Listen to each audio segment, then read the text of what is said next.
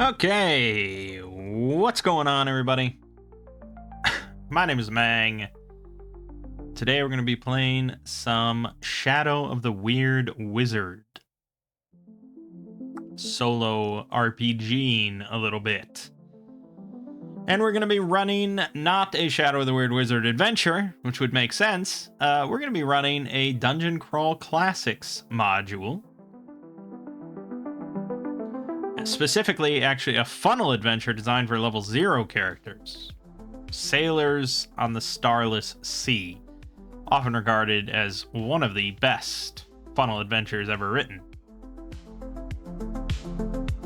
So this is going to be probably a little wonky, because not only is this an adventure written for level 0 Dungeon Crawl Classics characters, like 16 of them, at a time, that are intended to just kind of be killed wholesale as they try and trudge through the dungeon.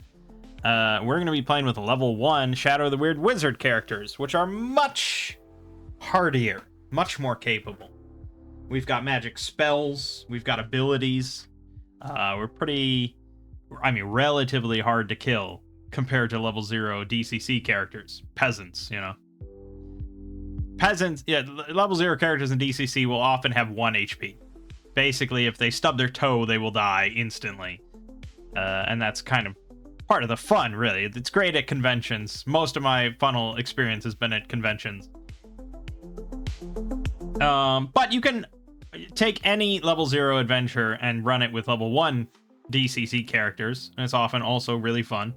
We're just doing it with level 1 Shadow of the Weird Wizard characters because I like this system. Or I like the idea of this system. I've only run one session of it, so I have very little experience running it, or even less playing it. But I obviously like Shadow of the Demon Lord a lot, and this is sort of the spiritual successor. It is, in some ways, its own system. It shares certainly a lot of similarities, but it's not. It was written as its own system. It wasn't written as like a supplement for Demon Lord. So it's its own thing.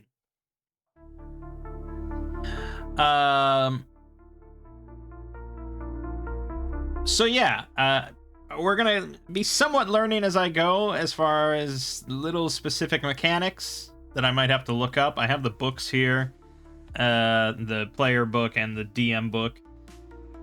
But the general gist of it should be fairly familiar, and it's level 1, so it's nothing too ridiculous. Right. So we've got 4 characters arrayed along the bottom. We'll get to that. We got our dice roller, and then on the left I have a notepad open with some monster stat blocks. So this is stat blocks for most of the creatures that we're going to encounter throughout the adventure. And they are formatted for Shadow of the Weird Wizard, so they've been converted. And I actually used ChatGPT to help convert them, which was an interesting experience. I'd never done that before. Normally, I would just do it myself, quick and dirty.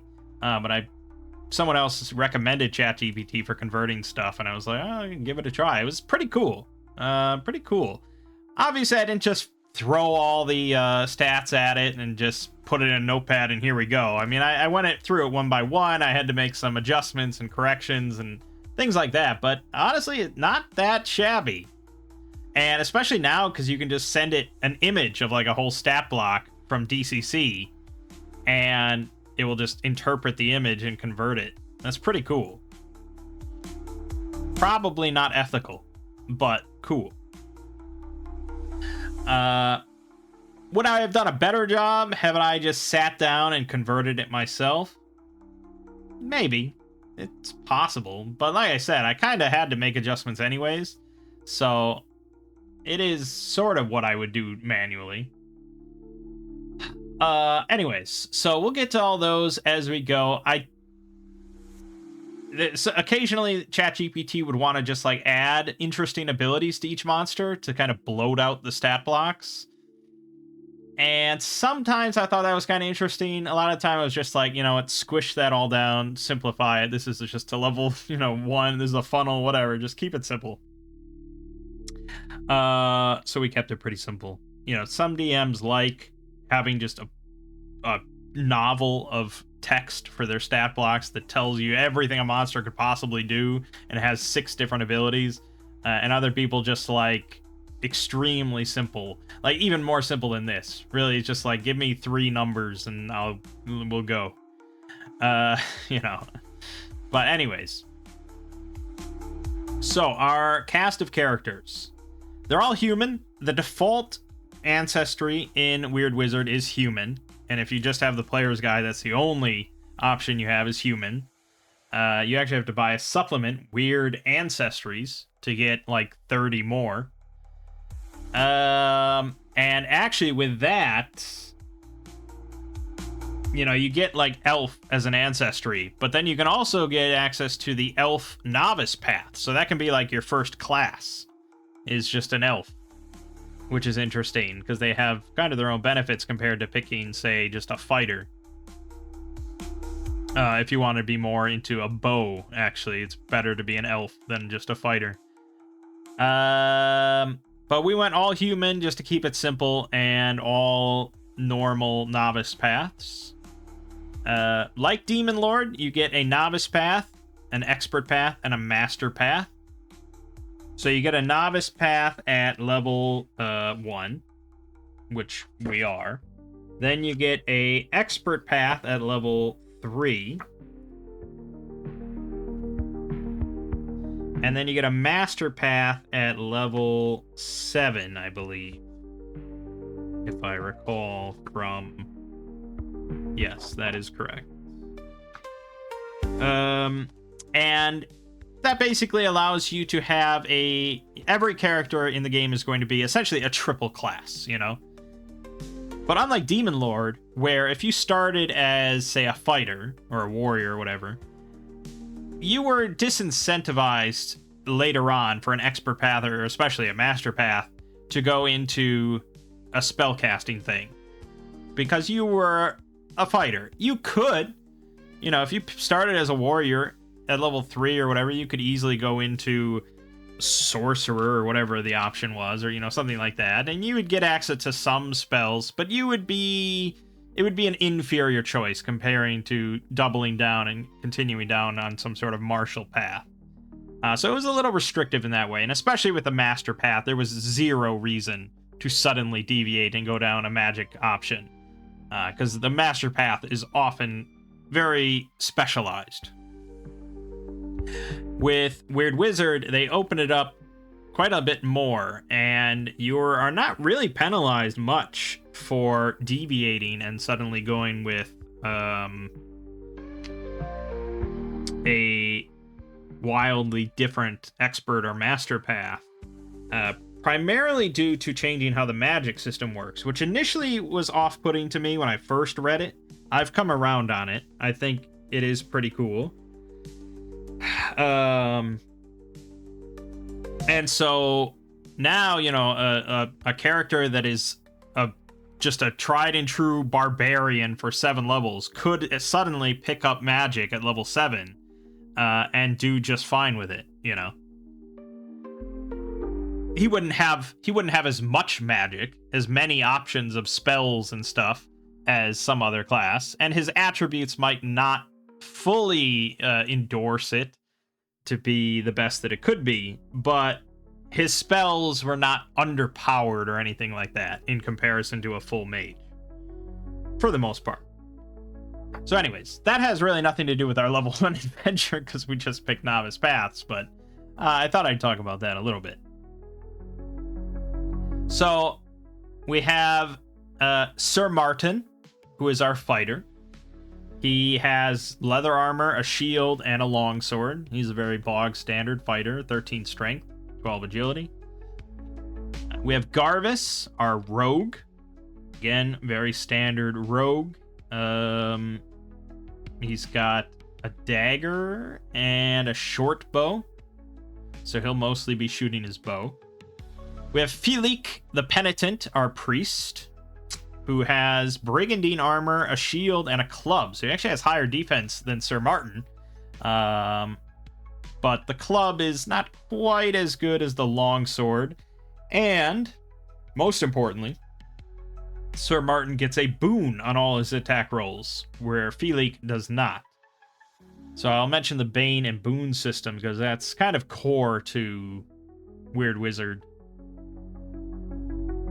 It's a D20 system, so everything is resolved using D20s.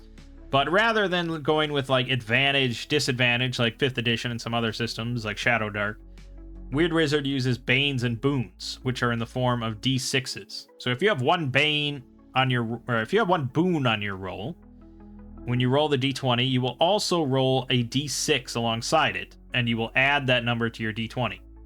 If you have 2 Boons, you'll roll 2 D6 and take the higher result and add that to your D20.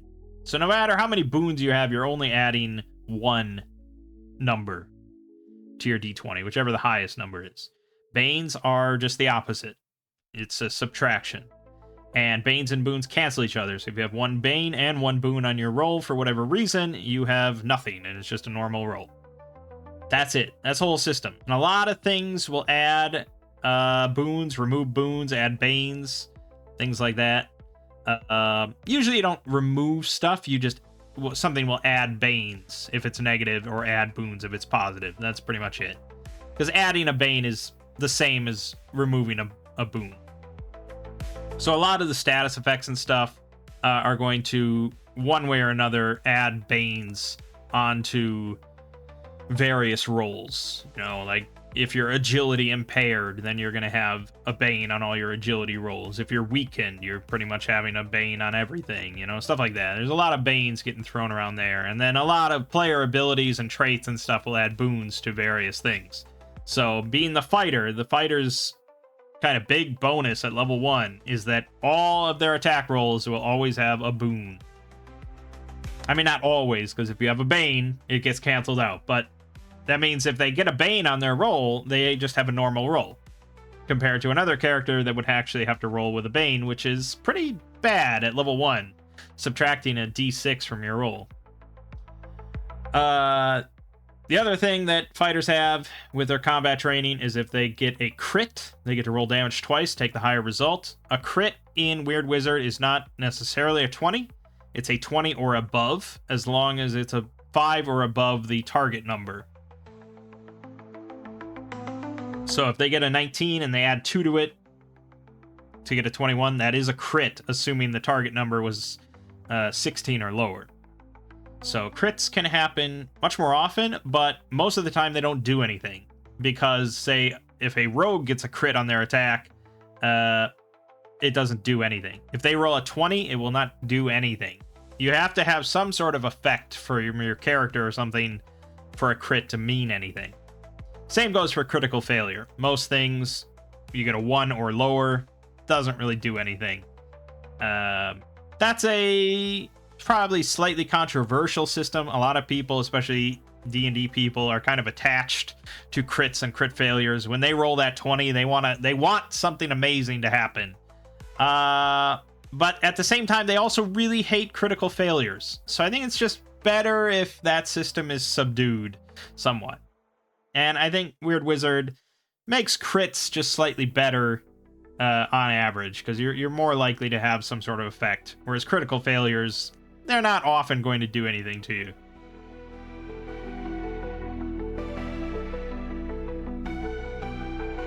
Fighters also have combat recovery once per day as an action or reaction. Whenever they're injured, they can heal half their damage total and impose 1 Bane on all attacks against them until the start of their next turn.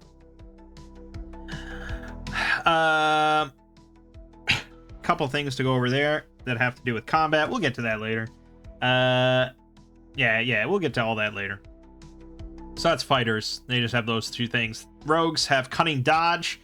They increase the boons or banes granted by the dodge reaction by 1. We'll get to the dodge reaction when we do combat, but it's a pretty nice thing to make them harder to take down. They basically dodge tank.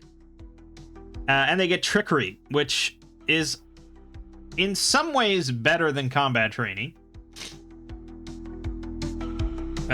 Actually pretty nice, because they can use it pretty much once a turn to do any roll with a boon. That includes attacking, that includes jumping, that includes picking locks, that includes remembering information. You know, any roll can be made with one boon. And if they use it on an attack, it deals an extra 1d6 damage on hit, which does not apply to fighters. So that's pretty nice. That's representing kind of their backstab ability or something. So they can do that once per turn in combat.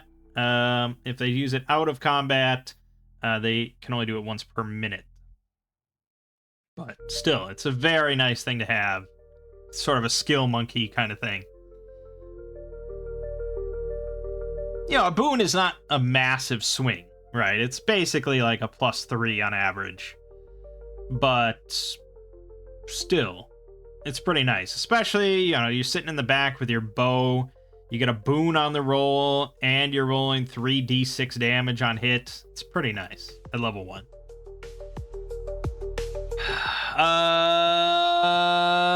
Feeling, yeah, priests. So they get prayer, which again is sort of a skill monkey kind of thing. They can use a reaction whenever they or a creature within 5 yards of them makes an attribute roll to grant them a boon on the roll. So again, similar to trickery, but they can give it to anybody. After you use this talent, however, you lose access to it. Luck ends. Luck ends is going to come up on a variety of effects. A luck roll in Weird Wizard is just a straight d20 roll, and you need to get 10 or higher on the roll. Very few things will allow you to modify luck rolls. So it's pretty much 10 or higher is, I think, a 55% chance. So you have a slightly higher than average chance to succeed. Luck ends is at the end of every round, you will roll your luck roll, and if you succeed, then that effect ends. In this case, you gain access to prayer again.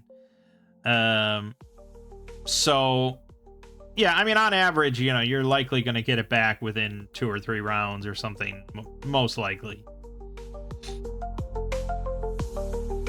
And out of combat, it's like, unless you're in a time-pressed scenario, you probably have prayer available whenever you want it.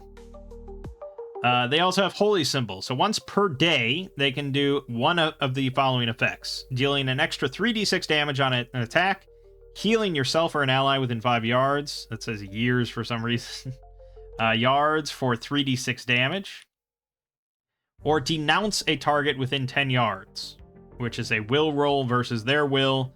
Rolling with 1 boon against demon, fairy, fiend, spirit, undead, and the target becomes held. Luck ends.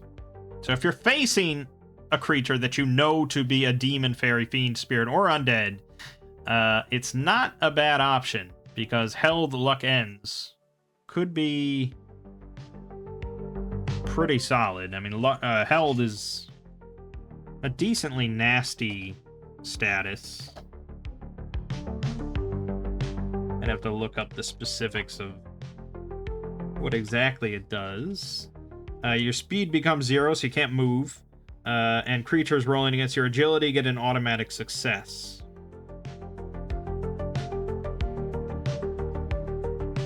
It's a very odd way of phrasing it, because rolling against your agility.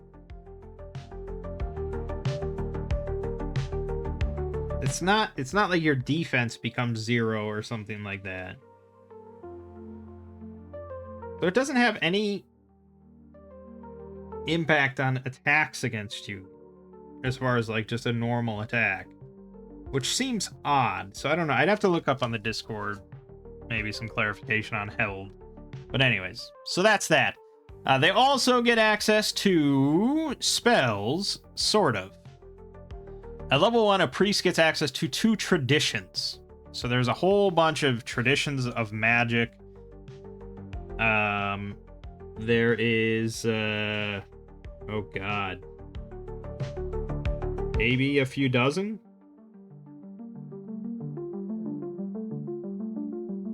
Yeah, I'd probably guess a few dozen traditions of magic.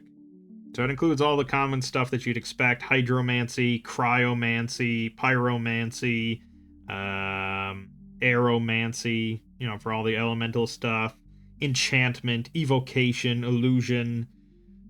But then it has some fun, wild stuff, really kind of out of the box, like eldritch magic and protection magic, symbolism, technomancy, war magic. There's some very fun spells in there and spell schools. So when you take a tradition of magic, you get access to one of its talents. These are various abilities tied to the tradition. They're basically mini spells. Some of them are akin to cantrips that you can cast as many times as you want to do some relatively minor effect. Others are maybe once per day or something like that. And they're basically just a spell in most respects, but they're technically a talent. So if you pick a tradition, you get one talent. If you pick the same tradition twice, you get a second talent from there. You can have your pick, blah, blah, blah. Most of them have, I think, like 4 talents to choose from. But you don't get any spells. You don't get any spells until a path tells you that you get spells. So a level 1 priest gets 2 talents, essentially. And they can be from the same tradition or 2 different traditions. So our guy went with alchemy, which is an odd choice for a priest. You're not restricted in any way. You don't have to pick, like, priestly spell traditions. So I went with alchemy because this was the closest thing that I could find to a level 1 talent, a talent that would allow for kind of at-will healing. This was the closest thing, and that's Rapid Remedy, that allows you to produce elixirs of healing if you have an alchemist kit and 5 copper of common materials. Keep it in mind, I don't have an alchemist kit, and I don't even have 5 copper, so I can't make any elixirs of healing. But this is the closest thing I could find to, like, at-will healing. Obviously, it's not something they want to give away as a talent that you can just use repeatedly. But yeah, so I went with that. I also went with Invocation for the second tradition. This is kind of the traditional priestly order of spells. And I grabbed the Battle Blessing talent. An action or reaction when you fail an attack. For 1 minute, you and each ally within 5 rolls can attack with 1 boon and become immune to Frightened. And this it can be cast once per day or once per rest. Felix gonna be in the thick of it. He's got the highest defense, so he'll be right alongside Sir Martin. And I figure that's not a bad thing for them to have, because Felix does not have any boons on his attacks. Okay, then finally we have our mage, Euclid. His special thing for picking a mage is the mage implement. So he's got a wand or a staff or blah, blah, blah. Once per day, he can do one of the following effects. He can cast a spell with 1 boon or impose 1 bane on rolls made as a result of the spell. He can perceive the presence or absence of magic within 5 yards for 1 minute. He can use a reaction to resist a spell on him with 1 boon and impose 1 bane on the caster's roll, taking half damage if it deals damage. Most of the time, you're probably going to be just casting a spell with 1 boon. That's going to be likely the most common thing. It's once per day. It's going to be like your kind of big spell on a big, tough enemy or something like that, and you're going to throw an extra boon on there. Because otherwise, you don't have any boons or bonuses at level 1. I randomly rolled backgrounds, professions for each one. So Sir Martin is a recluse. Garvis is a carouser. Felix is an exterminator, so he has a dog and a net. And then Euclid, I rolled astrologer. So I figured, okay, well, then I have to pick, for one of my traditions, astromancy. So mages, ironically, if you were just looking to heal at level 1 as much as possible, you'd want to pick a mage, because they actually get access to 2 traditions and 4 spells. 4 novice level spells. So for astromancy talent, we took Dazzling Flash. This is an at-will, this is a cantrip. I can cause a bright flash at a point within 10 yards. Each creature within 1 yard must make a luck roll, becoming confused until the end of your next turn on failure unless immune to blinded. Its combat potential is, okay. You know, we've got a decent number of spell casts that we could use among all our spells. We actually have 10 spell casts for full spells that we can cast throughout the day. So we're not going to want to spend too many actions on just like at will cantrip stuff like this, since it doesn't even do damage. But it also has some utility of just causing a dazzling flash within 10 yards, 30 feet. There's definitely some uses for that. So there's that. For our Astromancy spells, I took Scorching Ray. This is 3 castings per day, and each spell will have its own assigned castings per day. They're not shared or linked or anything like that, so I get 3 Scorching Rays per day, targeting 1 creature object within 20 yards. It's a will roll with 1 boon versus agility, dealing 4d6 damage, which is the highest amount of damage possible amongst all my characters. And I get 3 of those per day, which is pretty nice.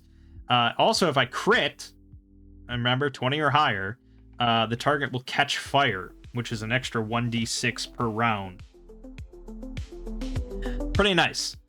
Then Wall of Radiance, 1 casting per day, so special spell, special situation.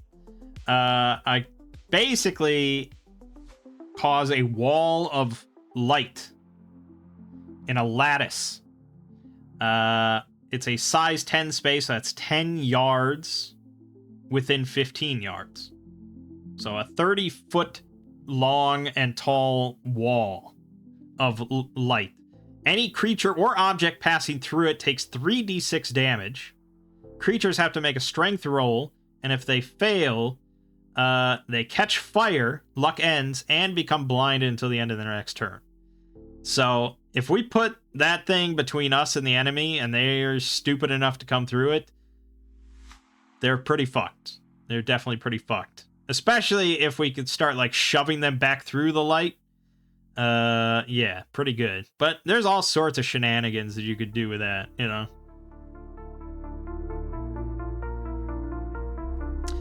So yeah, pretty powerful spell, I think, for a level 1 spell. Then, for our second tradition, I just rolled randomly to determine it. And we got Destruction, which I think is pretty fun. For the talent, we got Shatter, once per day. An ordinary object within 10 yards. We get an intellect roll. If we succeed on the roll, target loses 4d6 health, 8d6 if we crit. If the object is destroyed from that damage, each creature and object within 3 yards takes 1d6 damage, but creatures can make a luck roll for no damage. Mostly, you know, you're just going to be destroying something. That secondary effect of doing a little bit of damage nearby, that's fine, but yeah, mostly it's just you want to destroy something ASAP. You know, like a support beam or something from 30 feet away. That's pretty nice. Or a door, or, you know, who knows what. There's all sorts of applications for shattering an object from a distance. For the spells, we took Pain, 3 castings. 1 flesh and blood creature within 10 becomes weakened. Luck ends. Weakened is another pretty good status. I really should just have like a reference chart here with all my debuffs. But weakened, they make all strength and agility rolls with 1 Bane. That's basically all melee or ranged attacks. And they grant 1 boon on rolls against your strength and agility. And your speed is halved. Not too shabby. And that's just, there's no chance of failure. There's literally no chance of failure there. You cast it, they become weakened at the bare minimum until the end of the round. And then they have a 55% chance of getting out of it. But otherwise, you know, it keeps going. Also, Lesser Ruin, another 3 castings. Again, no roll here. This just happens. 1 creature or object within 10 yards takes 3d6 damage. Boom. Guaranteed. You could target God himself. Probably not, but, you know, basically anything. You don't have to roll. It's taken 3d6 damage. I think that's pretty sweet. All right, so that's our characters. And now that we're half an hour in, we can probably start.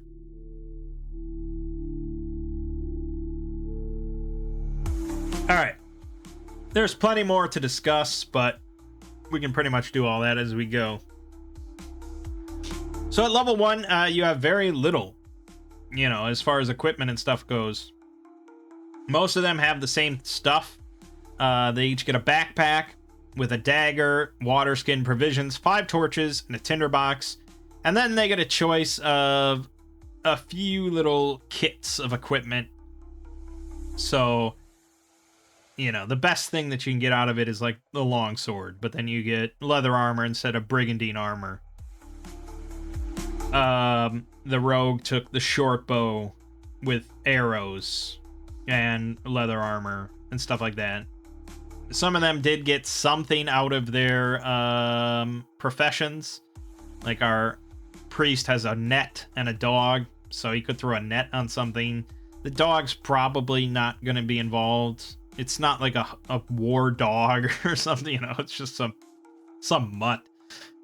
But yeah, so we don't have much, and we're going into obviously a very horrific scenario here. So let's get started. Sailors on the Starless Sea.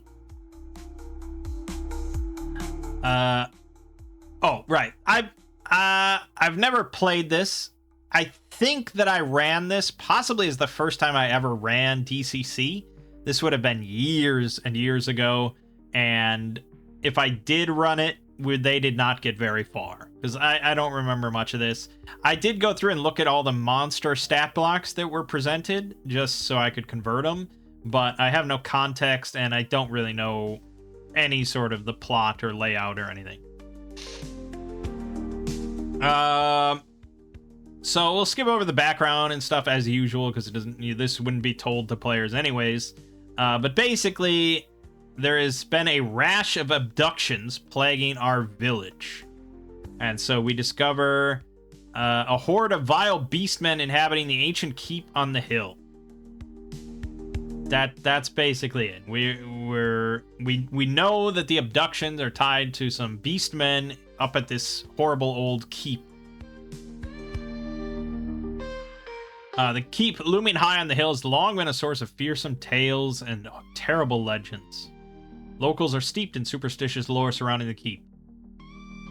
And so we could roll on this rumor table, but we'll just skip over it all and go right to the start. You stand before the ruined keep, which squats atop a low, craggy hill, its walls of toppled stone and massive granite blocks hinting at forgotten battles and the clash of mighty armies.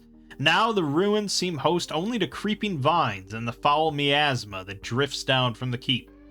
The air is overrun with pestilence. Fat flies bite at you incessantly, and clouds of small black insects choke your every breath. The long abandoned land is strangled with thorny vines that drape the sickly trees and hang from the ruined walls. There is an odor of rot and decay, as if the hill itself were decomposing from within. A sight gives you pause. A ragged banner depicting a crimson skull on a black field stands high atop the ruined walls. Whatever lurks within has terrorized you and your village for far too long. You turn to your companions and ready your meager weapons. The time for retribution has come. Alright, the keep's walls rise 30 feet from the rammed earth embankments. The walls and all the fallen stones are covered in a patchwork of moss, sickly vines, and lichen. Rather than simple carved blocks, the keep seems to have been built of enormous standing stones and mighty dolmens. The blocks are fitted together crudely, leaving cracks between the stones for rotting vegetation and pools of water that act as hosts to the gnats and mosquitoes. Okay, so we are at the base of this causeway, right? This very intricate map with all this artwork on the, borders. Very interesting. We're at the base of this causeway. An old dirt road, now overrun with weeds and sickly vines, rises toward the ruined citadel. A grisly sight bars your way. A pair of bodies secured to poles by long, ropey vines. The wicked vines have wormed their way inside the bodies' eyes, ears, and mouths. To your horror, you realize the bodies are still moving. Oh, God.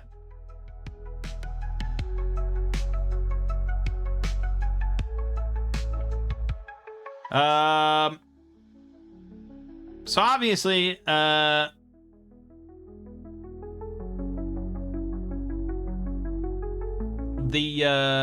bodies have been taken over by these vine horrors.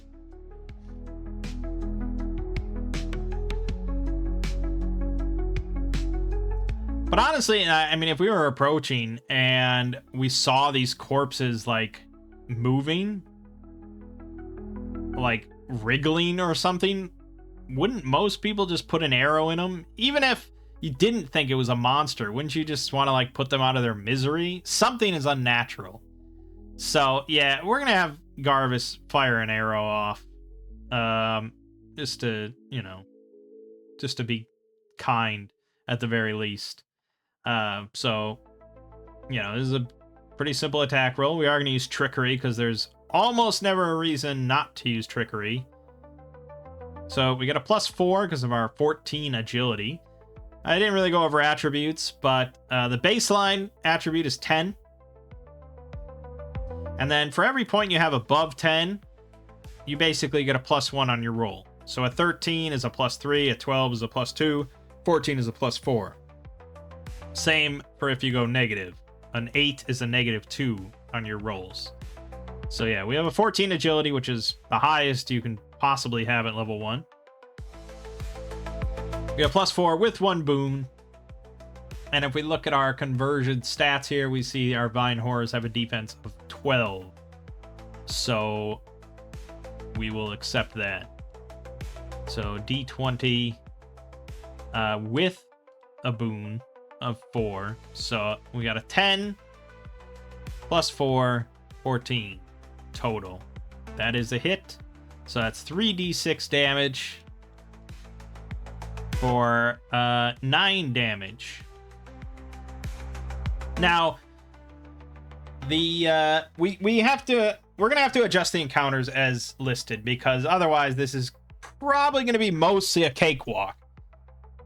It has listed here 2 Vine Horrors, and for a group of level 0 peasants in DCC, that is enough to probably kill a few of them. For us, though, we likely would kill them before they even reached us, as you can see. So we're going to have to at least double that to 4, maybe even go up to 6. Technically, based on the encounter building rules, for an average encounter for 4 level 1 characters, we could have up to 8 of these for it to be like an average encounter. But for our first encounter, we'll make it relatively simple. So let's just say there's 4 of these Vine Horrors. All right? It's an easy encounter.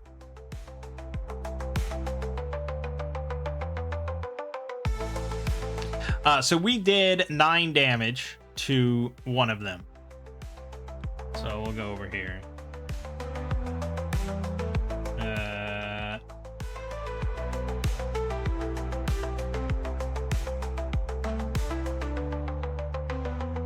All right.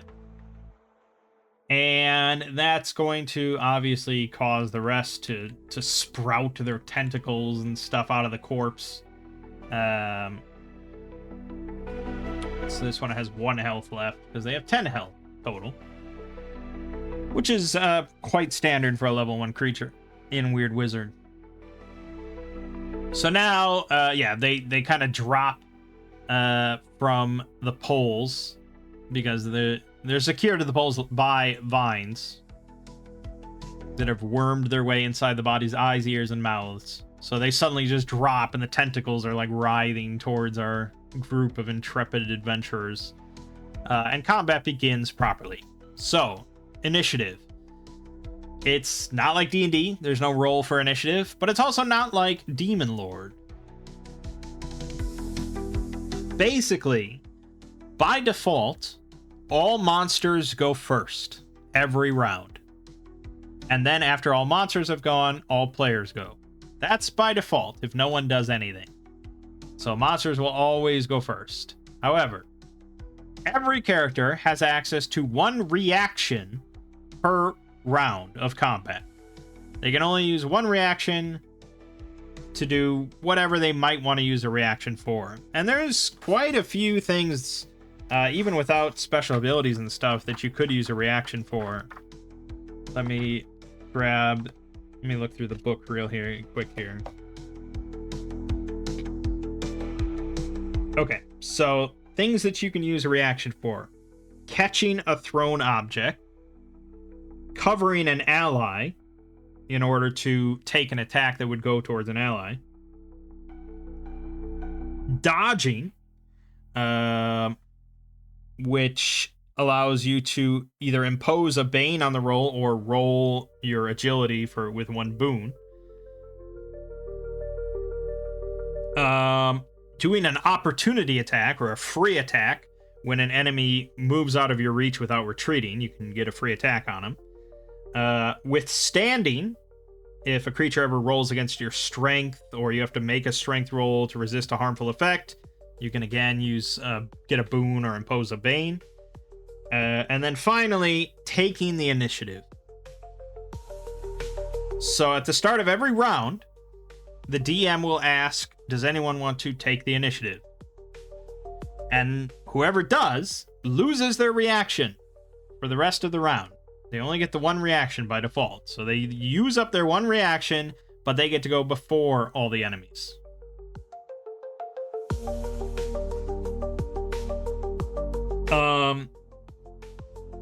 For some characters, like archers sitting in the back, if they're going to be relatively unmolested throughout the round, they probably will want to take the initiative to try and put down an enemy before they get a chance to go. That's often what's going to happen. For most other characters, though, it's a lot riskier of a proposition. Yes, you'd get to go first, but you might be putting yourself in harm's way and then not have, say, dodge.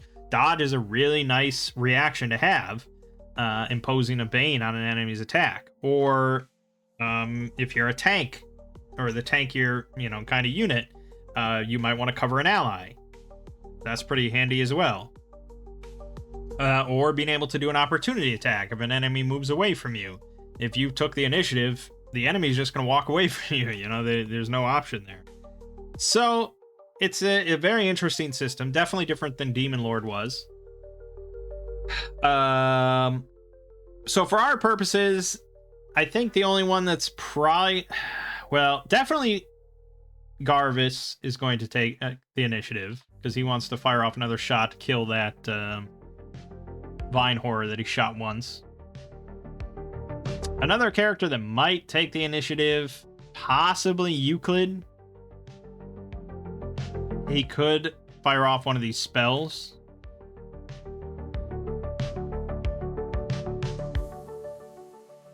But yeah, I think we just, they don't know. We don't know how tough these are.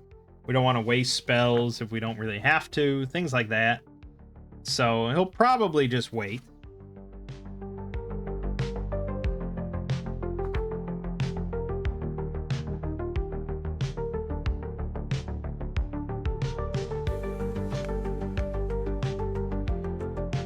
All right. So for now, Garvis takes the initiative. He's going to fire off another shot. He does have access to trickery again, because technically that was a non-round of combat. So I would certainly allow him to have trickery again. So he's going to do the same thing. He's going to fire the same Vine Horror, same roll, same everything. A d20 plus 4 with a boon. All right, he got... I think he crit, actually. But his crit does not matter because he has no effect that gives him anything on a crit. He always does an extra d6 damage if he hits with trickery. So that's it. So he's got 3d6 again. Doesn't really matter. He has 1 health. But he rolled 10 damage. So he would have killed a fresh one, actually. Dead. Vine Horror 1 dead. So now they've seen how relatively fragile these corpse tentacle things are. And on the attack that kills the Vine Horror, the host corpse splits open, spilling out thousands of small seeds slick with mucus. They can move 1 foot per hour, and if the seed reaches a corpse before expiring, the corpse rises as a Vine Horror in 1d4 days. I assume that that doesn't count corpses that have already become vine horrors. Otherwise, we'd have to burn all these just to get rid of everything. And maybe we should do that regardless, really. All right. Now the vine horrors are going to go. They have a speed of 4, which means they can move 4 yards per round.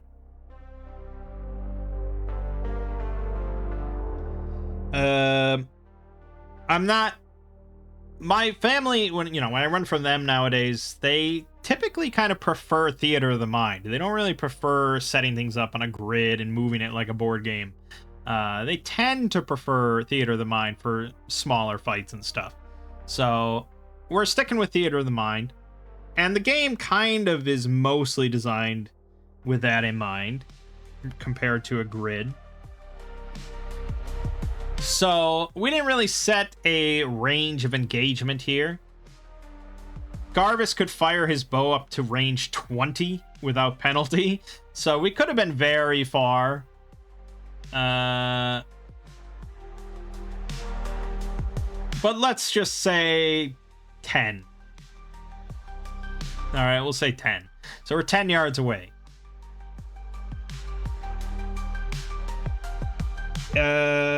So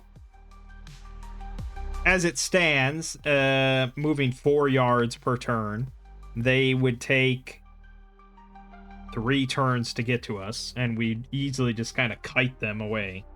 So we have to make it a bit more interesting than that, and that's going to require using a special action. As usual, you get 1 action, 1 reaction, and your movement. So one of the special actions you can take is run, and this triples your speed until the end of your turn. So each of the 3 remaining vine horrors will run as their action, which allows their speed to be 12, and they are going to move.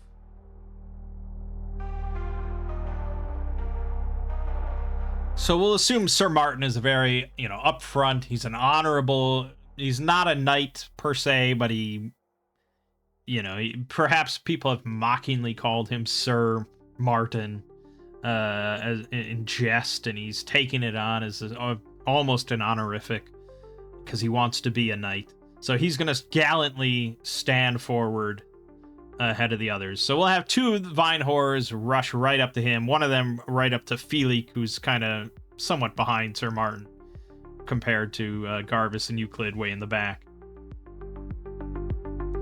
But they don't get to attack because their turn was running. So now the rest of the players get to go. And it's going to be a bit of a slaughter, I imagine. So let's have Sir Martin go first. With his combat training, he gets a boon on his attack rolls. So he gets a +3 on it with his longsword and a boon, dealing 2d6 damage. Now, longsword has a few traits, a few properties. It has the slashing property, which means that if he crits with the longsword, it deals an extra 1d6, so he actually does have a crit effect, in addition to his combat training, where he gets to roll damage twice and take the higher result. Has the slow property, which means that he can only attack with that weapon once per round. And we're not going to deal with any multi-attacks at level 1, so we don't really have to worry about that, but multi-attacks are a thing.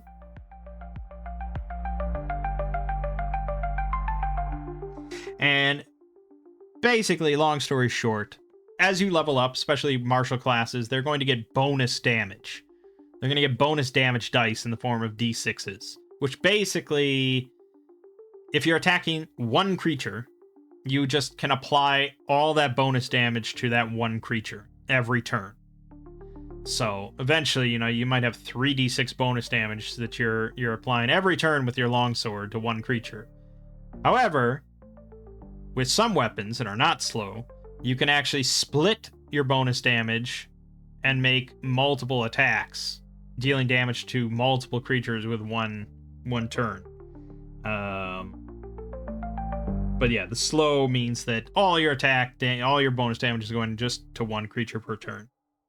And then it also has the versatile trait, which he can two-hand the weapon disregarding his shield, and it will increase the damage to 3d6 instead of 2d6. But he would have to put away his shield for that, which is bumping his defense from 12 to 14. So he typically wants to have a shield. Speaking of the shield, however, dual wielding is actually seemingly, from what I can tell, pretty solid in Weird Wizard. There's very little downside to dual wielding. Because basically, if you're dual wielding, you have a weapon in your offhand, like a dagger, you get to just add the dagger's damage to any hit you make with your main hand. That's it. That's the whole rule. That also goes for shields. If you have a light shield, or just like a normal shield instead of a body shield, you can hit with it as if it was an offhand improvised weapon. So you can just add d6 damage to any hit with your main hand. But if you do that, you lose access to the defense bonus until the start of your next turn, I believe.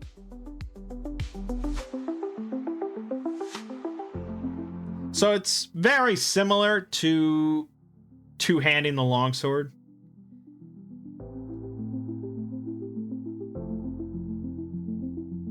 It would basically be the same sort of effect, except, he wouldn't have to put away his shield and then re-put on his shield. He could just smack someone with his shield as part of his same attack. Something to consider if we ever just, are certain that we're going to kill this thing and we just need a little bit more damage. We do have to decide before we roll. It's not something like, oh, and I also hit it with my shield.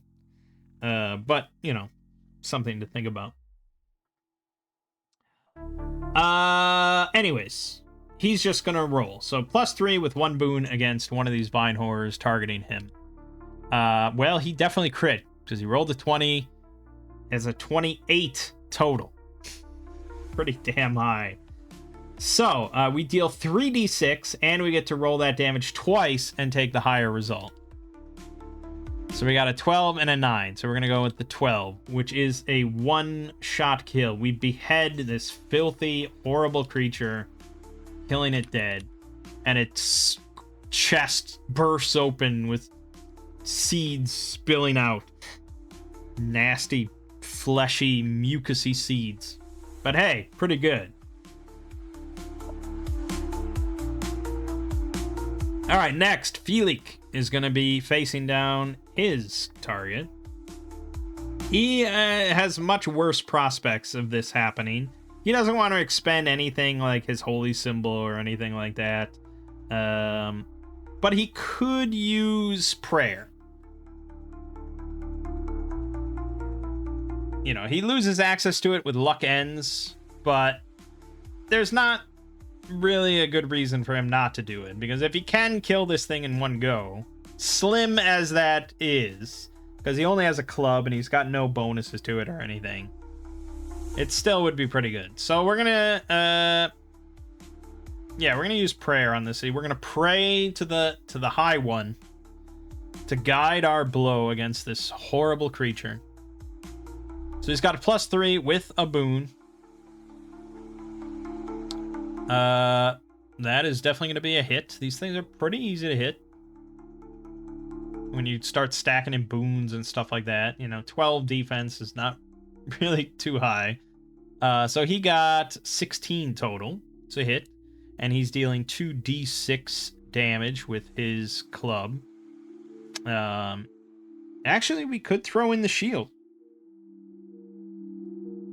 We could throw in the shield. He might be more likely to do a little shield bashing because he's got a higher defense.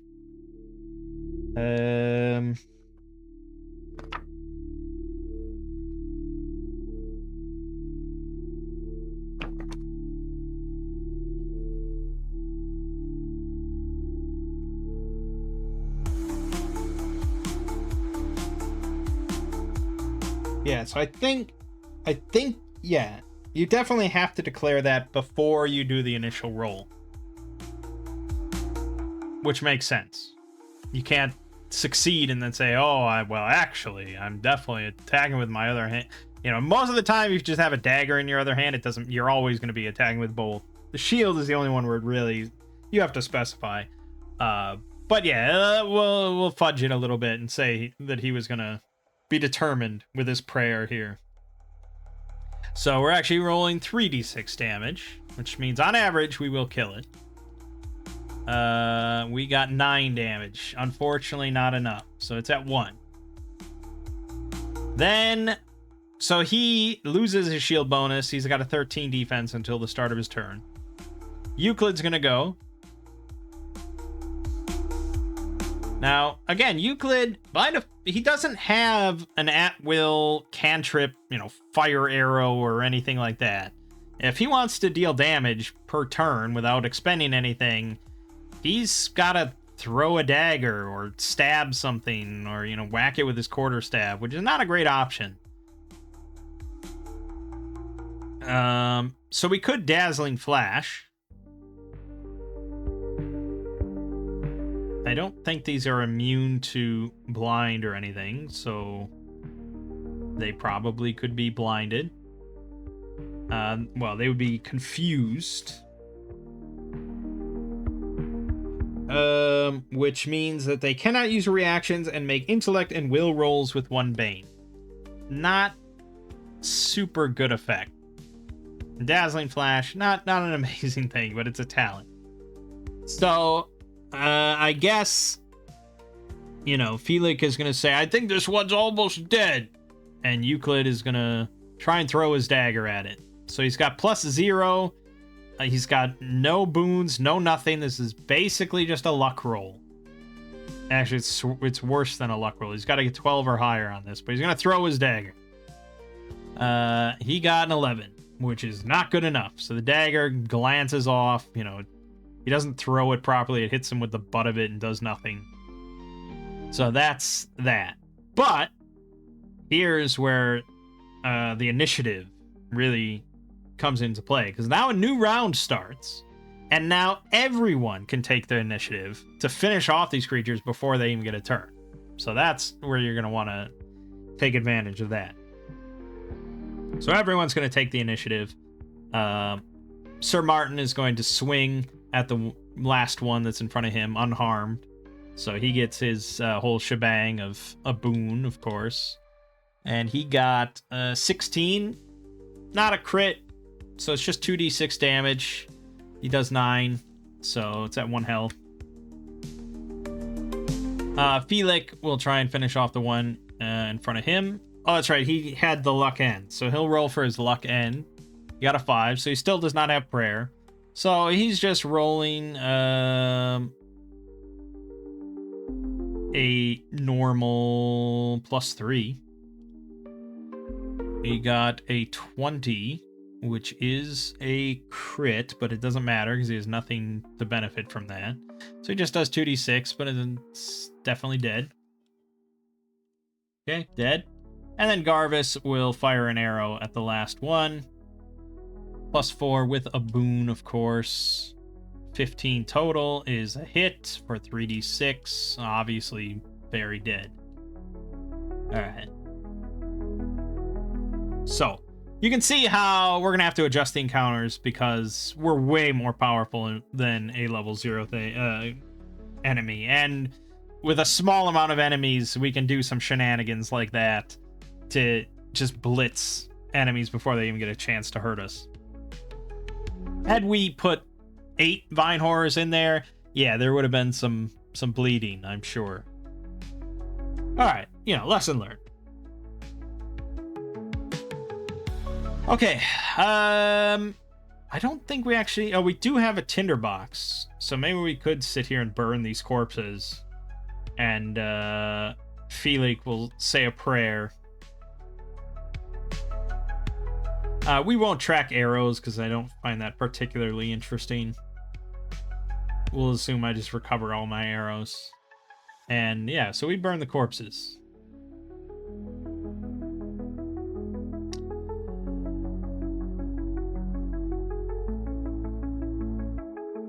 Moving on. I guess we're gonna walk right up to the walls here.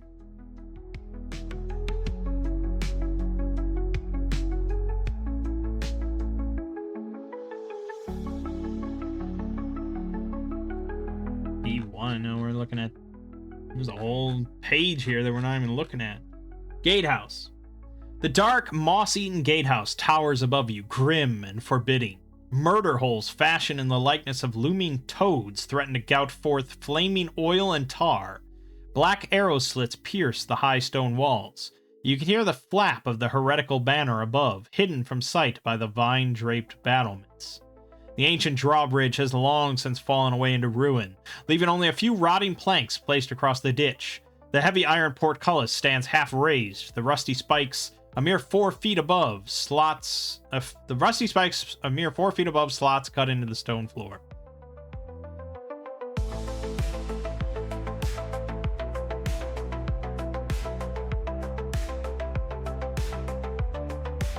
All right. So,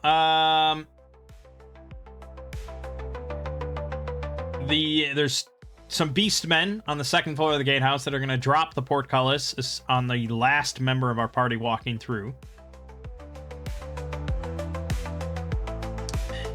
And then they will toll a great bell and withdraw to Area H. So here's where we decide if our group would be aware or think that there's something above there. Our group's pretty dumb aside from Euclid.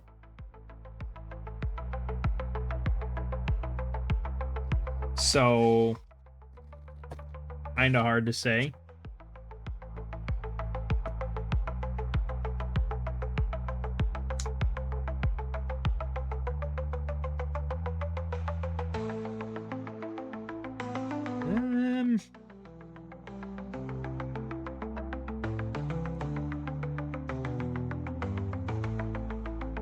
Yeah, I don't know.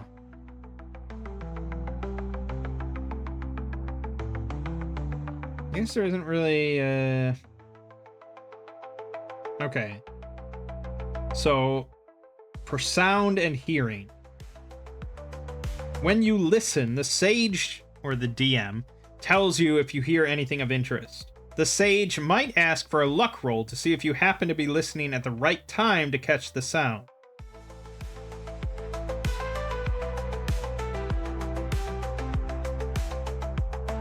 So, yeah, I mean, it's mostly, there's no perception check, right? So it doesn't come down most of the time to just a dice roll, and you might get fucked because you just, your ears didn't work so well at that moment. Most of the time, if you're trying to hear something and it can be heard, you hear it. It's a fact. It's binary. It's a yes or no.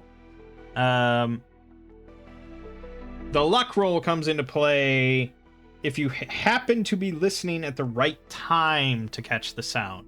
So if there's an element of chance there.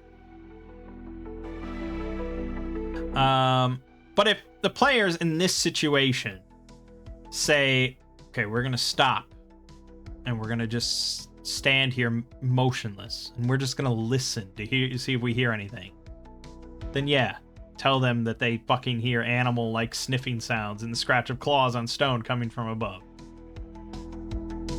So to be slightly more interesting, let's pretend we are cautious. Let us pretend. And so we hear some sort of animal-like sniffing sounds coming from the second floor of this gatehouse. Now that doesn't necessarily mean anything. I guess we know that there are beastmen. I suppose, yes, we know that there are beastmen. We know what is doing the abducting. People are not just going missing, because otherwise how would we have traced it to this keep? Other than, like, local legends. So, I guess, for the sake of things, yes, we know that our would-be kidnappers are beast men. And they look like that, so they're quite horrible. So we've traced it back to this keep. We know beast men are involved. And we hear animal-like sniffing sounds and the scratch of claws on stone. So 2 and 2 together, I think most groups would suspect that there are beast men and not like a wild boar up there. So an active threat. One would also assume then that they know that we're here because there are murder holes. You know, it's a gatehouse. Obviously, they can see down at the gate. So we'd have to assume that they are aware of us and they are watching us approach. What do we do? Now, keep in mind, if we look at the map, and my fucking PDF reader keeps freezing up if I let it sit for too long. Keep in mind that we could go around. And that's what this whole other page kind of details, is us going around. So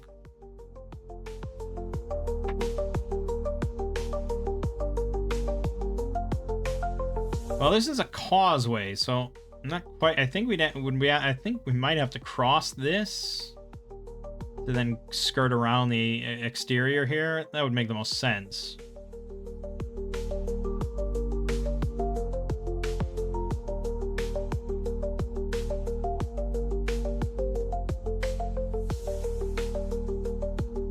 No, maybe not. The most obvious approach takes them up the causeway.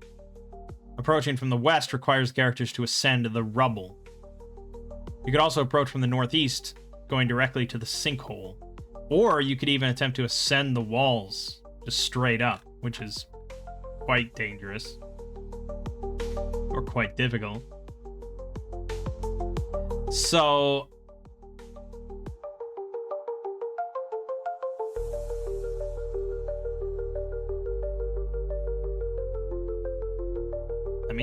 Let me think about spells and stuff that I have.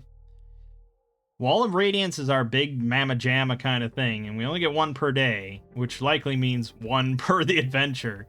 Or give or take.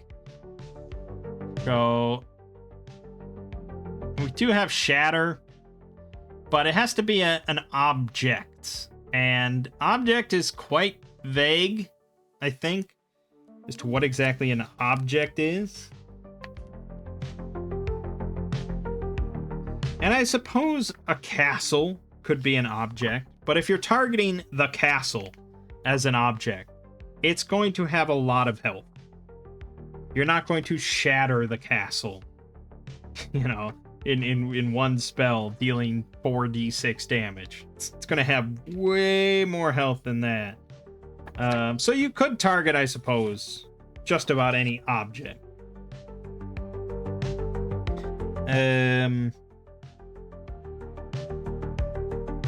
But I don't know if is the gatehouse an object? Yes, perhaps. I don't think you can target parts of an object. If we accept that the castle is an object, you can't target parts of it, right? But then, at the same time, if I'm targeting a door in the castle, that's a part of the object.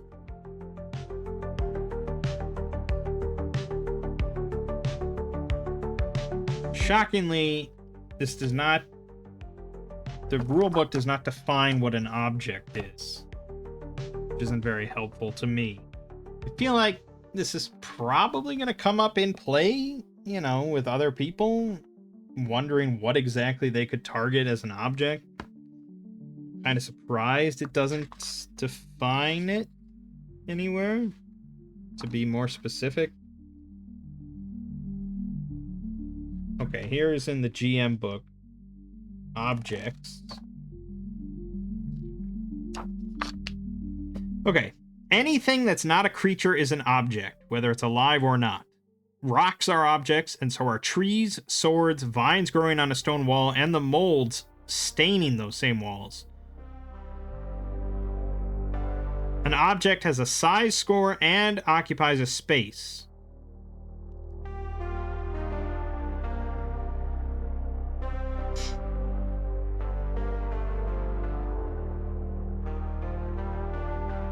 An object has a health score equal to 20 times its size. An object larger than size 5 has multiple parts making up its total form, each of which is size 1 and has health 20. Destroying a part of the object indicates that part has been shattered or ruined, while leaving the remaining ones intact. Destroying a section of wall, for example, does not topple the whole wall. Rather, it creates a hole in the wall where the destroyed section was. Okay. That's pretty clear, really.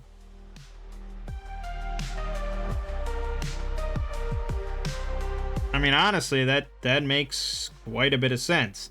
So, yes, the castle is an object. Technically. I mean, if you need to designate it as an object, it is an object. Its size is insane.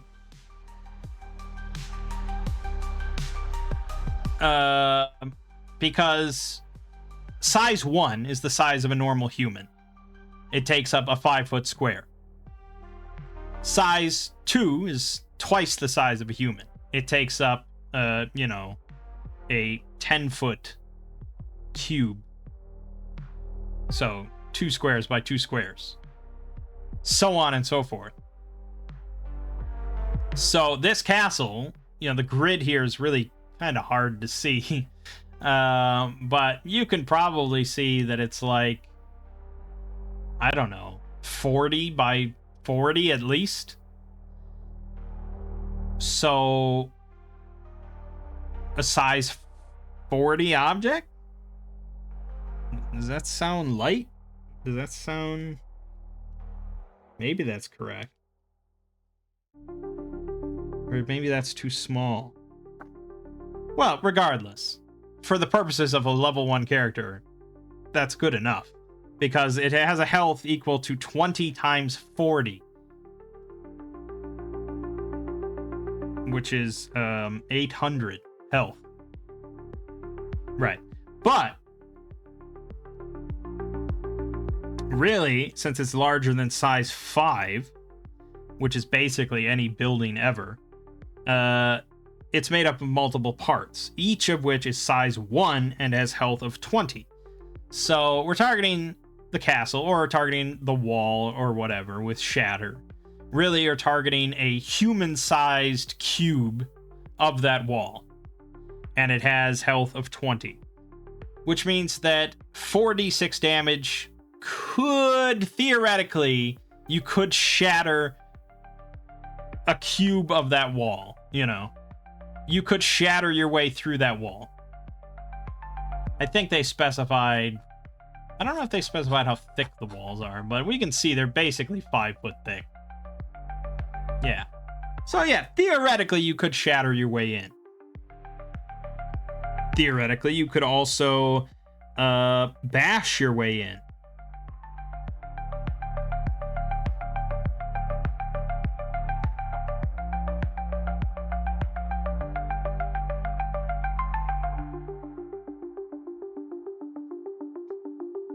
It's kind of tricky. It actually has a section here specifically for walls and structure.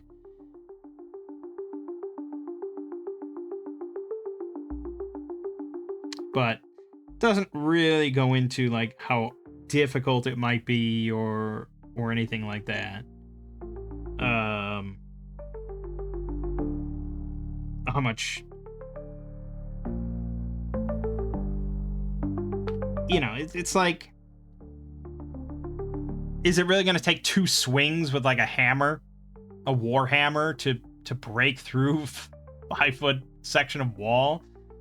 Like, I don't think you'd apply full damage to it. It has defense 0, yeah, but I don't know. I don't know. I feel like it would have to be a lot harder than that. Maybe I'd say like you're doing a minimum of 1 damage, or a max of 1 damage. Anyways, we're going off on another one of our tangents for something that I'm not even going to attempt. Originally, I was going to be thinking maybe that I could shatter the floor of the gatehouse or something that they're in and cause them to drop down or something, but 20 health, it's way too unlikely to occur, so fuck it. We're not even going to bother with that plan, so rethink that. What are our options then? A, know that it's a trap and walk into the trap and just be ready to be ambushed, which is small comfort, but it's not particularly smart. Option 2, we acknowledge the trap verbally and call out to the beastmen that are up there, say that we know that they're there. And it's possible the beastmen are quite stupid and will answer the bait.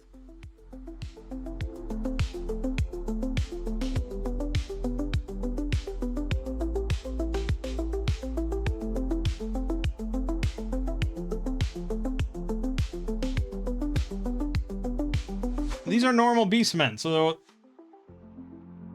they do not have the reasoning that they once had. Instead, they develop animal cunning, stalking their prey like a pack of wolves or a pride of lions. I don't know. I don't know how beastmen would react to just being called out like that, or if they would even, like, acknowledge it.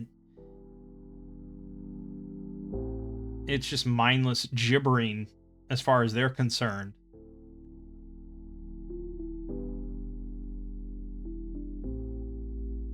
If we're treating them like animals and we want them to, you know, come and, yeah, you know what? We could just like feign dead. We could just like lay down on the ground and be like, oh, let's sleep now, or, you know, and wait for them to come out and kill us.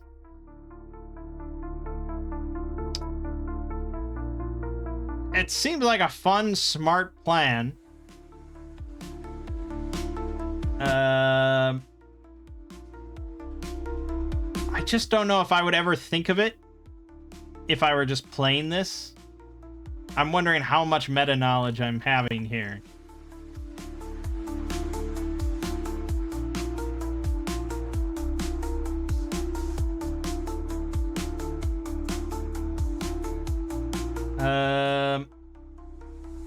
Yeah, the stat block here for the Beastmen doesn't give their intelligence or anything like that. It doesn't give us full stats for them.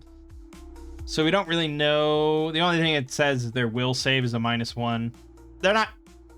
I don't think they're mindless or anything. But even the Vine Horror is at a +2 will save. So, yeah, these Beastmen must be pretty just kind of feral animal sort of stuff. But at the same time, they are planning to spring a trap on us using a portcullis, which is kind of intelligent. And afterwards, they're going to toll a bell to warn the others. That's not what animals do. So I don't think they're that feral.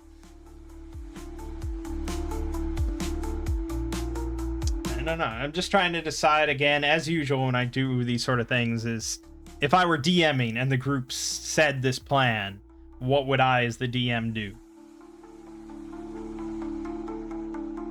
Yeah, I'd probably indulge it, to be honest. I'd probably have the Beastmen very cautiously approach.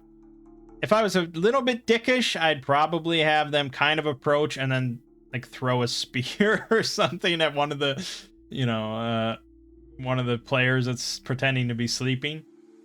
But I don't know if they would, really. I don't know if they would reason that much. All right, let's do it. You know, we could sit here for an hour and debate, but let's just do it. So, Euclid was the one smart enough to kind of say, let's pause and listen, and they hear the Beastmen. So they sit there and they kind of whisper about what to do, as I just did. And Euclid, again, the intelligent one, says, you know, they're like animals, so let's pretend that we're just sleeping here and wait for them to come towards us.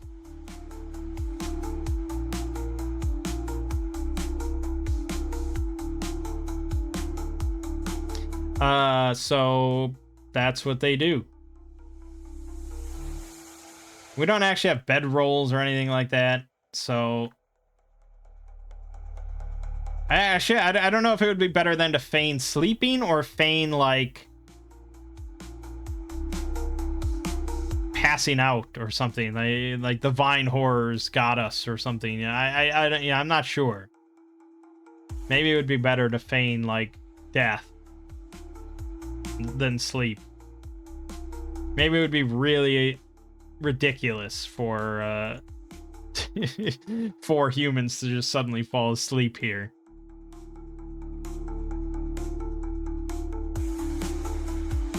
Is a ridiculous plan, but I do think that it is something players would come up with because of its ridiculousness. All right, so let's I mean, it's not the most brilliant plan or anything because they're going to be on us, essentially. And a lot could go wrong. We have no real idea of enemy numbers or capabilities or anything like that. And we know very little. You know, they could suddenly throw nets on us or something. They might see through the ruse, or who knows, they might throw their spears at us and just impale us while we're lying there on defenseless. Who knows what? So, for players, it's not the brightest plan. We, as the partial DM, kind of know that it's not nearly that severe and, you know, anything like that. But yeah. I probably wouldn't recommend this plan most times. But alright, so we're gonna just... Euclid tells everyone to just feign like they're dying or something, like some poison or something.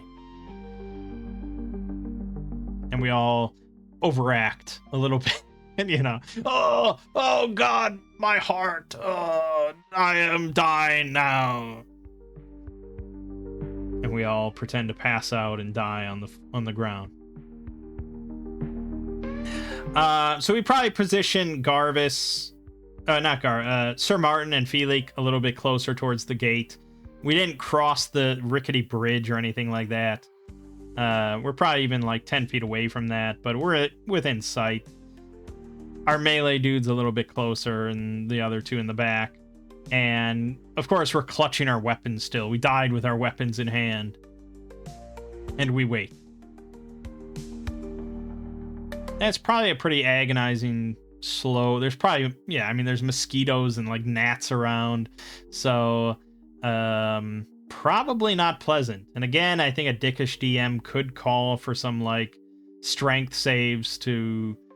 Strength and or will saves maybe to resist like slapping at mosquitoes and things like that. And yeah, I could see, but you know, chances are someone's gonna fail that, and one failure throws the whole thing into disarray. It doesn't have... Well, you don't necessarily have to say, like, oh, you failed. You smack at the mosquito and you just, like, yelp. And, oh, God, they know that you're faking and blah, you know. You don't have to do it that way. You could just apply, like, a debuff to them or something like that. Like, you know, your character agonizingly wants to smack this mosquito, and it just is like debilitating to them mentally, and you know, something like that, and they manage to resist actually slapping it, but for the first round of combat they're going to be I don't know, no, I don't even remember. I have to look through all the status effects constantly, but basically just have like a bane on everything that they do.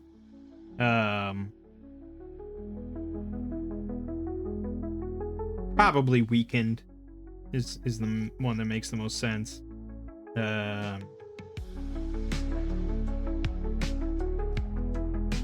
I think that makes the most sense. So weakened doesn't actually bother like mages because it's strength and agility rolls. And it have speed. But yeah, so let's go with that. So strength or will, and if you fail, you become weakened for the first round of combat. I think that's relatively fair. Because you have to assume anytime you've got a situation like this where all the characters have to roll, especially if you have like a 6-person party and they're all doing something, everyone has to roll. At least one person is going to fail. 90% of the time it's going to happen. And so having a situation like that where if one person fails, the whole plan is ruined, always feels like shit. Most of the time that comes up with stealth situations. And to be honest, it makes the most sense there in a stealth situation. If one person steps on a stick, and it cracks, yeah, the jig is up. And that your players, you should know that going in. And I think most groups are pretty good about that. They don't take the whole group on a stealth mission knowing that the big clumsy knight is probably gonna fail. It just makes the most sense. So for that situation, usually, yeah, if one person fails, the jig is up. But for a lot of this other stuff, many times it's better to just apply a penalty to the one person if you can. This is sort of a stealth situation, but I think that we can handle it a little better than that. So, all right, Sir Martin is going to roll strength, of course. And I should say, the DC, the number that you have to equal or beat in Weird Wizard, just like Demon Lord, is always a 10. Always a 10. Makes it very simple. Well, it's always a 10 unless you're rolling actively against something else. So, like, if you're trying to hold a door against a horde trying to break through the other side, the number's not 10. The number is going to be the horde's strength or something. But most of the time it's going to be 10. And if you want to make the roll harder or easier, then you apply banes or boons to it. So if in some other game it would be like a DC 15, here you might apply, you'd say, a strength roll with 2 banes, to reflect that it's a harder task. There's forces that are making it more difficult than normal. But it just makes it so much easier when everyone knows the number is always 10. So for us, we'll just keep this simple. It's just DC 10, blah, blah, blah. It's a normal roll. So strength roll for Martin, he got a 12 total, so he's fine. He resists the urge to slap. Garvis, he's got no bonuses here, but he does have trickery, and he can use it on anything. So he's got a D20 plus a D6. Didn't even need it. He succeeds. But he loses access to trickery for 1 minute. It'll probably take them a minute to get there at least. Felix will use strength plus 3. He got a 19. He's fine. And Euclid will plus 3. Also perfectly fine. So everyone managed to resist. Not a pleasant experience, but they hold true. And the Beastmen eventually, for them, what feels like an eternity, they finally come down to inspect what exactly happened here, because it's quite confusing to them. And it looks like easy meat to be picked apart.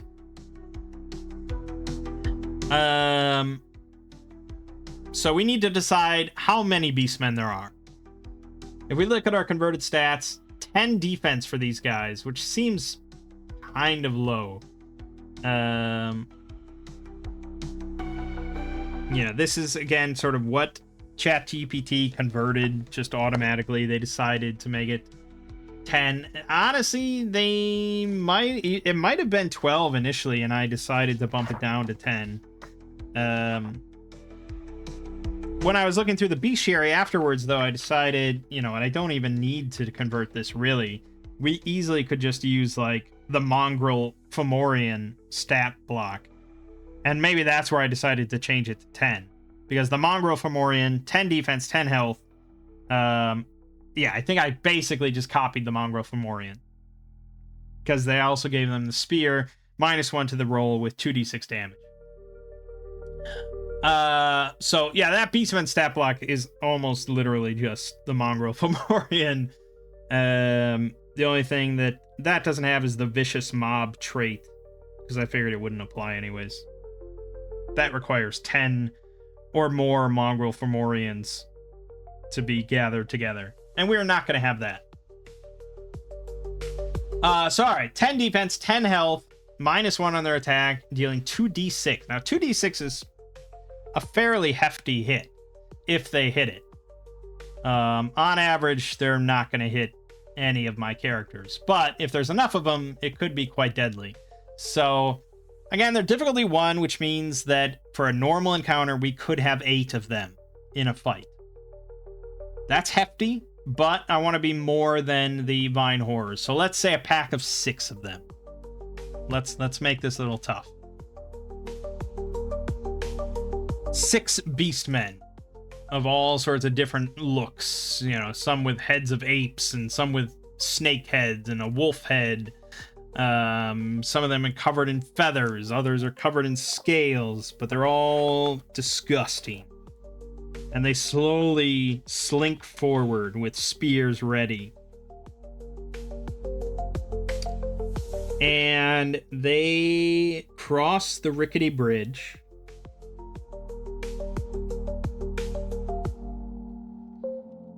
And they approach. And now I have to decide. Well, actually, I wanted to determine the rules for surprise. But I don't know how this system handles it. There doesn't seem to be any rules whatsoever for surprise.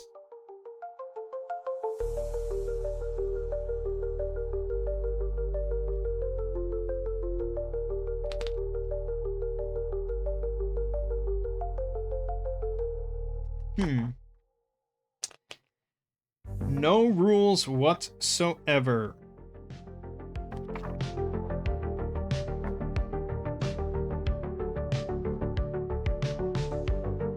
It's kind of interesting. Don't know if I've ever seen an RPG not have rules for surprise. So...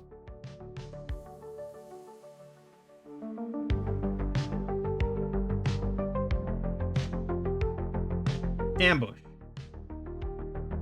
If an ambush happens, the ambushed can take no action on their first turn. Okay, very simple. Perfect.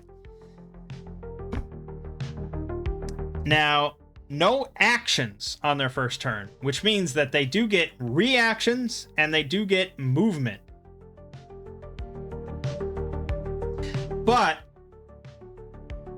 generally that means all the ambushers are going to, if they're players, are going to take the initiative, because there's very little harm in doing so. But the enemies could just move away on their turn. But yeah, no action. Okay. So when do we spring the ambush? When they're like 10 feet away? Well, let's look up. I know, we're looking up a lot of rules. But standing up from prone.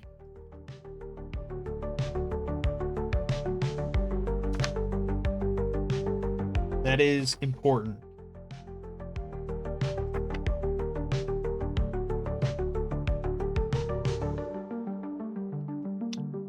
So dropping prone is... oh, okay, yeah, so... right, perfect.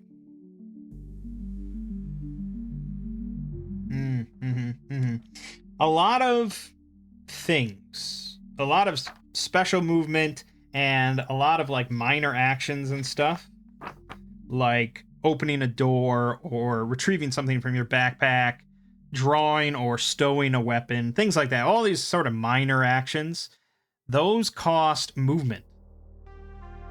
So opening a door, drawing a weapon, stuff like that, that's all 2 yards of movement for your turn. So if you normally could move 5, you could instead move 3 and draw a weapon. So dropping prone is 1 yard of movement. Standing up from prone, however, much more effort there. That costs 4 yards of movement. All of our characters have speed 5.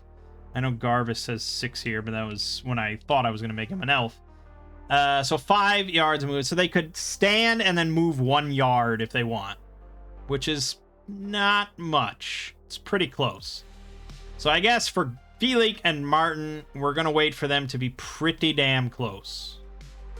And honestly, one of them might not get to attack.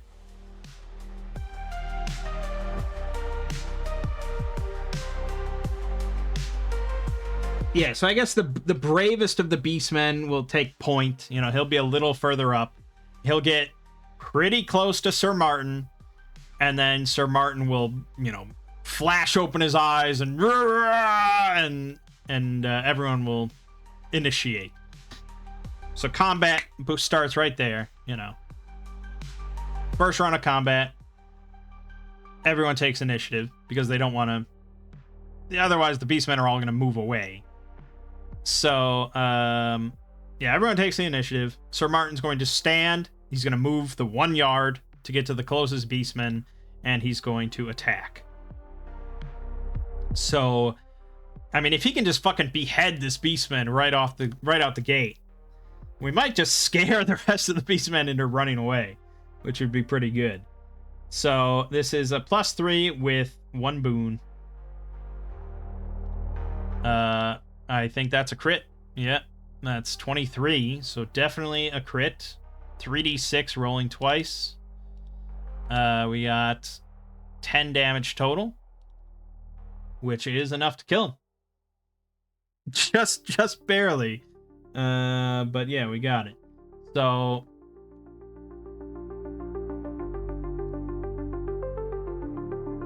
might not even need to write all this out, because they might all flee. I don't even know if this game has rules for morale, but I would never run a game that didn't have some sort of system for morale, or enemies fleeing, or some sort of... Even if I have to just make it up or just borrow it from something else. You know, just borrowing it from OSR and just making it a 2d6 roll or something. I don't see it in the player's book, or it might be called something else. Enemies don't have morale stats or anything. There's no morale in the DM book.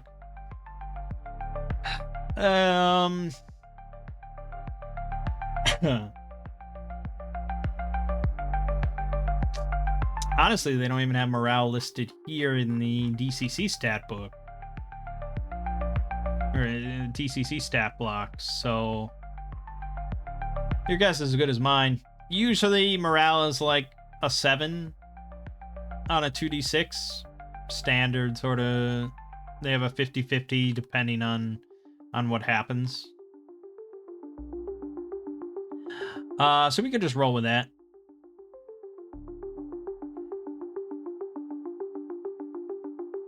I don't know if they would do it right away, but we'll see how everyone else goes. Because we won't determine that until it's their turn to go. So Garvis is going to leap up and fire off a shot at another beast man. So he gets a +4 with 1 boon from trickery. That is a 20, so he also crit, but again, it doesn't matter. It's 3d6 damage. Wow. 17 fucking damage. A 5, a 6, and a 6 he rolled. It's near max damage. Obviously killed the beast man, so it's looking very bad for them. I kind of want to run a normal turn of combat where they attack me so we can see how it goes. But Jesus, we're shredding them.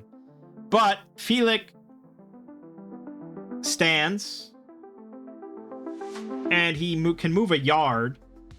He could run, but it's not quite the smartest option.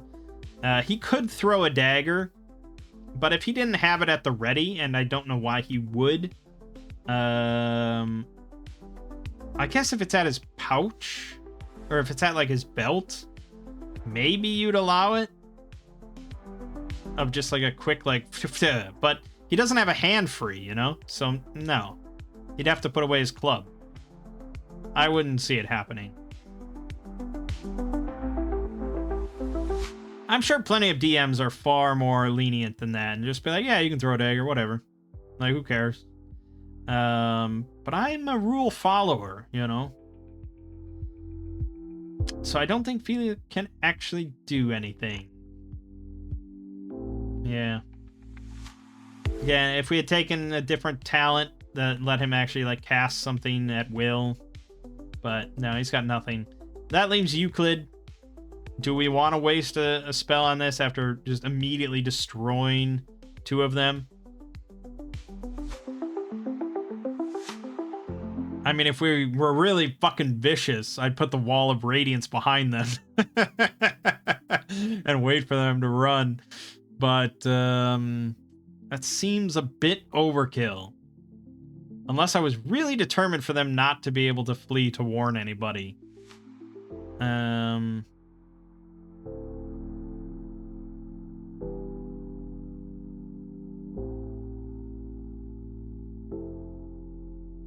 Yeah, I don't know.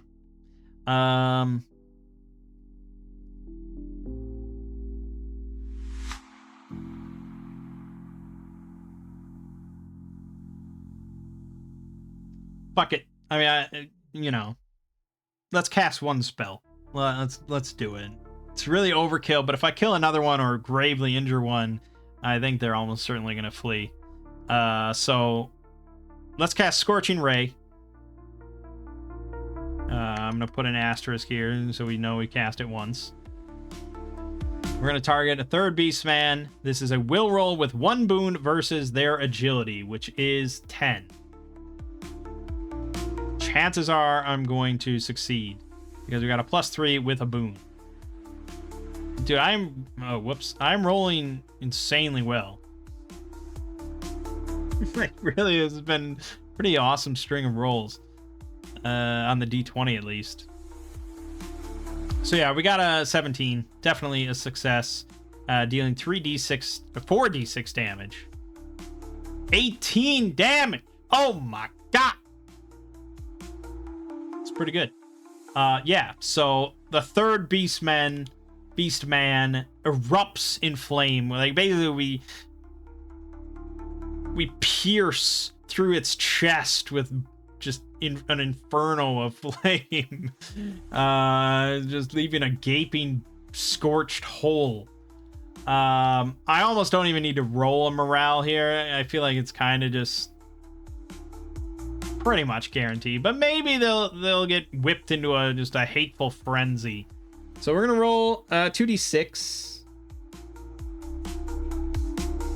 And we need a 7 or higher for them to run. If we get a 1 through 6, they will stay and fight. Okay, so we just barely got the 7. They are going to run. So after we've all gone, it's their turn. They have no action. Keep in mind, this is an ambush, so they cannot run. They can just move their 6 yards. And the remaining 3 are going to scramble across those rickety boards. Again, if I were maybe a bit mean of a DM or, I might say that they actually try scrambling across the boards all at once in a haste, and the boards break, and they plummet into the crevice.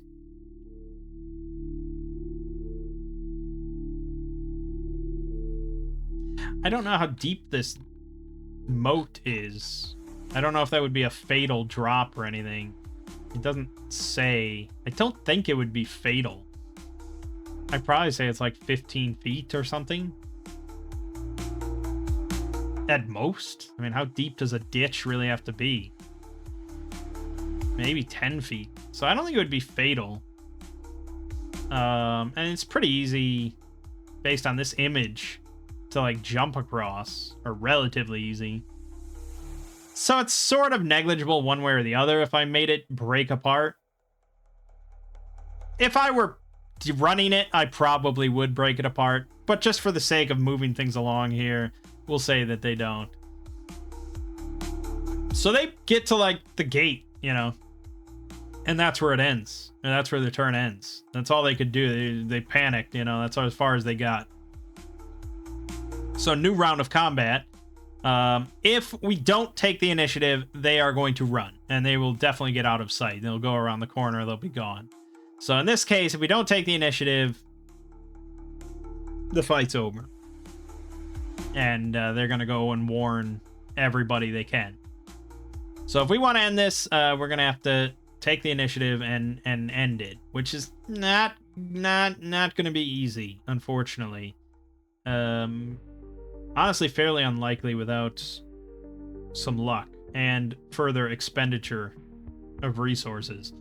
So everyone's going to take initiative because there's no reason not to.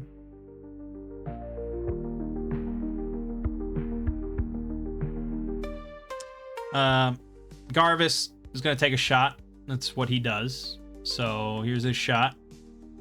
He got a hit. Yeah, 3d6, 14. Fourth one, dead.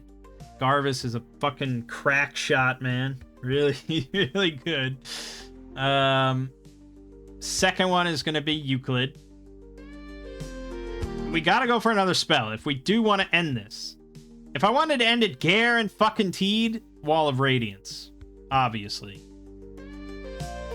I mean, if I was the DM, I'd just say, okay, they're dead. You know, I'd describe it, of course, but if you're willing to expend that your once per day before you even get into the castle, yeah, you're gonna kill the last two beastmen. Well done. Applause for you. But no, that's a bit much for me. I'm not gonna do that. So instead, we're gonna go with Lesser Ruin, which on average should kill it. It's within 10, but we can move up to, like, the edge here, so we're definitely within 10. So we're going to put an asterisk there for Lesser Ruin, and there's no roll, it just takes 3d6 damage. Fucking hell, 6. So it's got 4 left. That doesn't bode well. That leaves Sir Martin and Felix. They both have daggers, yes. But they'd have to... It's a thrown 5.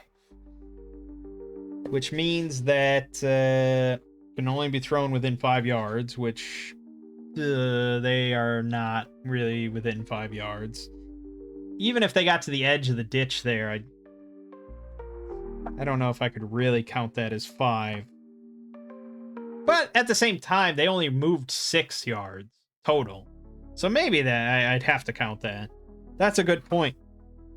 Imaginary Mang player. That is a good point.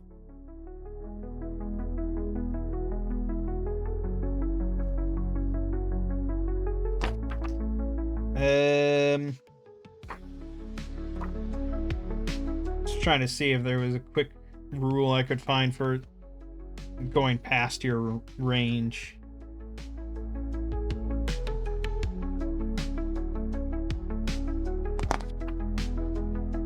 Yeah. No more than twice the range you roll with 1 Bane. And that's how a lot of rules are. Like I said, pretty much any negative effect of any kind you can think of, throw a Bane on it. Any kind of positive effect of any kind you can think of, throw a boon on it. That's always how it comes out. So Bane's boon's really fluid system. But yeah, so okay. They would have to put away their sword and draw the dagger. If I'm not being generous, that's 4 yards of movement. If I'm being generous, it's 2. You know, basically 1 action to both stow a weapon and draw a weapon. Again, DMing for my family. I'm trying to learn to become more generous. So let's take on that mold and be generous. So let's just say they both can throw a dagger. And leave it at that.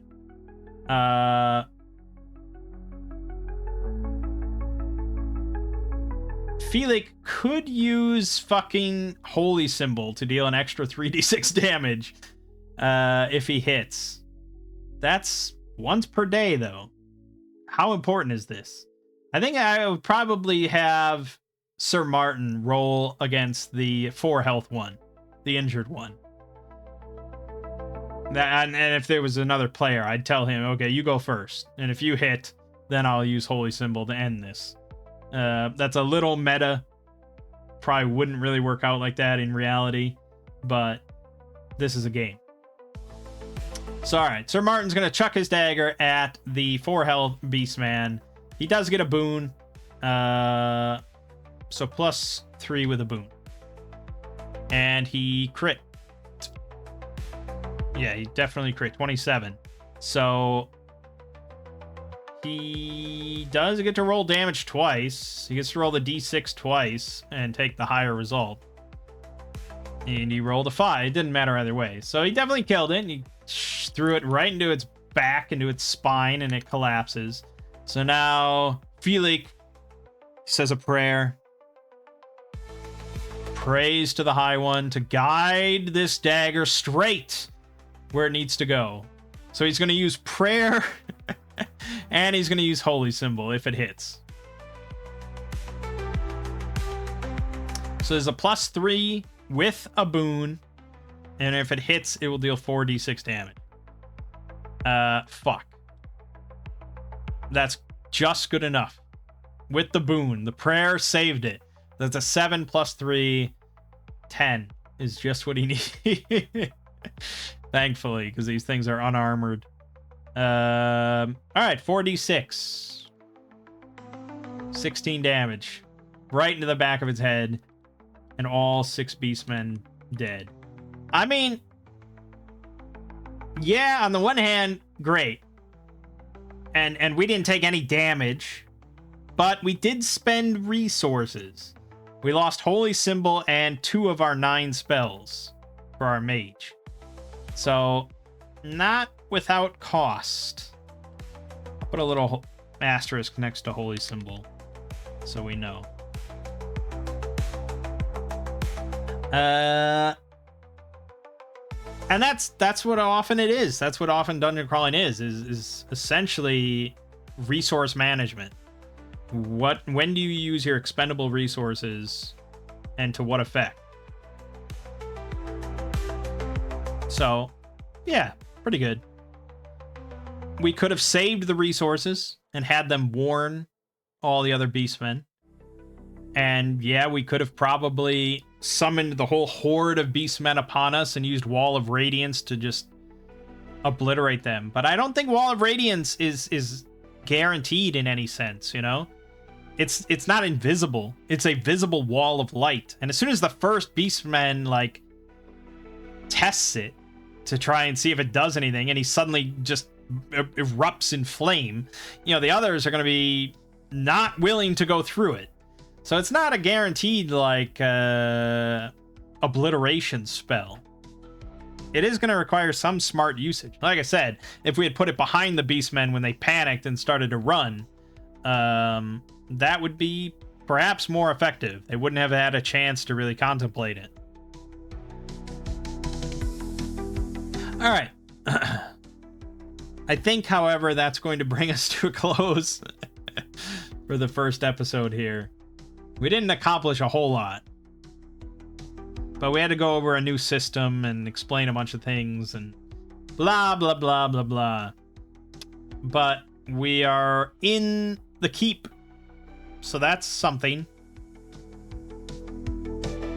So next time we will start exploring the keep proper, going down underneath the keep, perhaps. We'll see how far we get. But there's a decent amount to explore here, you know. There's the actual Starless Sea, you know. It's a lengthy adventure. This is not like a 3-hour thing. So, plenty to do. Chances are we're not going to do this in one game day. You know, I'm probably going to want to take the opportunity at some point to recover all this shit.